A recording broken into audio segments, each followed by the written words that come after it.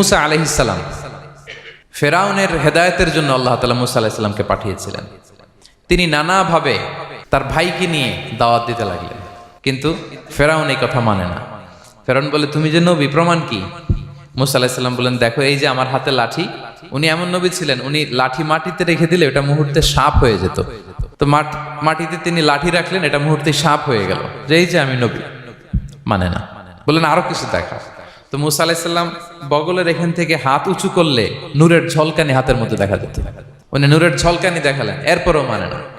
এরকম একটার পর একটা আল্লাহ নবী মুসা আলাইহিস সালাম মুআজিজা দেখাতে লাগলেন, কিন্তু ফেরাউন মানে না। শুধু মানে না এতটুকুই না, সবশেষে আল্লাহ নবী মুসা আলাইহিস সালামকে অ্যাসাসিনেশন, হত্যার পরিকল্পনা করলো তারা, যে বনি ইসরাইল, মুসা এবং মুসার অনুসারী যারা আছে দুনিয়া থেকে সরাই দিতে হবে। ধরো মুসারে, ধরো মুসার অনুসারীদের ধরো। ধাওয়া পাল্টা ধাওয়া শুরু হলো। আল্লাহ নবী মুসা আলাইহিস সালাম বনি ইসরাইলকে নিয়ে বাঁচার জন্য ছুটলেন। ছুটতে ছুটতে সামনে লোহিত সাগর। দেখেন, একে তো আল্লাহর বিধান মানে নাই, এরপরে একটার পর একটা মুআজিজা আসলো, সেটাও মানে নাই। এখন নবীরে হত্যার জন্য ছুটছে। কি মনে হয় সীমালঙ্ঘন হয়েছে?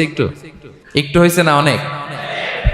আল্লাহু আকবার। আল্লাহ বলেন, ফাআগরাকনাল আখারিন, আমি মুসা এবং বনি ইসরাইলকে বাঁচাই দিলাম, ফেরাউন সহ তার দলবলকে সাগরে ডুবায় মারলাম। শুধু ডুবাই মারে নাই, আল্লাহ বলে, ফাল ইয়াউমা নুনাজ্জিকা বিবাদানিকা লিতাকুনা লিমান খালফাকা আয়া।